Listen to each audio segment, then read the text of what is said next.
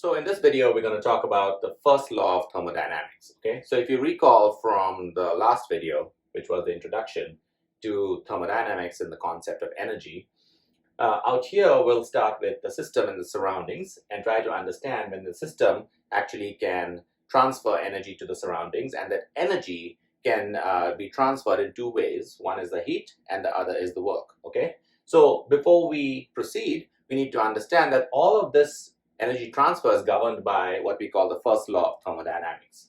The first law of thermodynamics is the simplest definition for the law is it is the law of conservation of energy.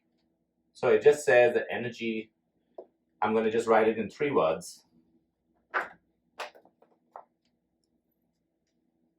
I'll write it out here. Energy is conserved.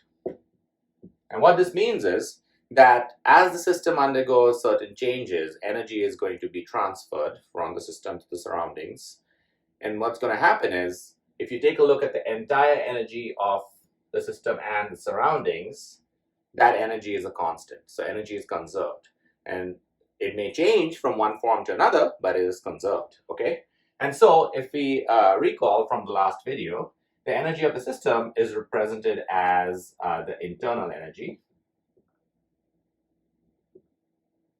And now what we're trying to track is the change in the internal energy. Okay, so as the system makes the transfer of work and heat, the internal energy is going to change. Okay, so if you represent the change in internal energy, change in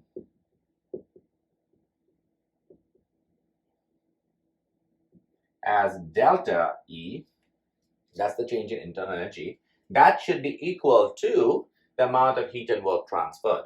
So if we represent heat with Q and work with a small w, then delta E is equal to Q plus W. Okay, so this actually is another form of the first law of thermodynamics. So you might actually find this expression depending upon the source you're looking at, but that's another form of the first law of thermodynamics, which basically says change in the internal energy is equal to the heat transferred plus the work done. Okay, so if the system loses heat, then the sign of Q is negative. If the system gains heat, which means the system is getting hotter, then the sign of Q is positive. And the simplest way to understand is if the system is losing heat, the system is getting cooler. Therefore, the sign convention says that the system lost heat energy, therefore negative. If the system is gaining heat, it's getting hotter. Therefore, the system is increasing its heat energy, therefore positive.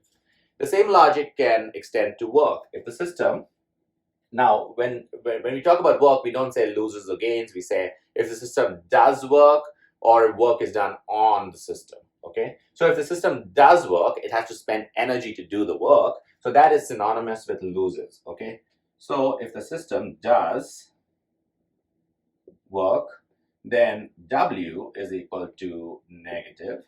And if the system, if work is done on the system, so I'm going to qualify this,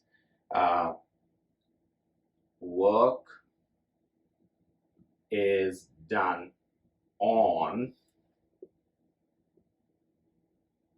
the system, then W is equal to positive. So then the system gains energy, because who's doing the work on the system? The surroundings are doing the work on the system.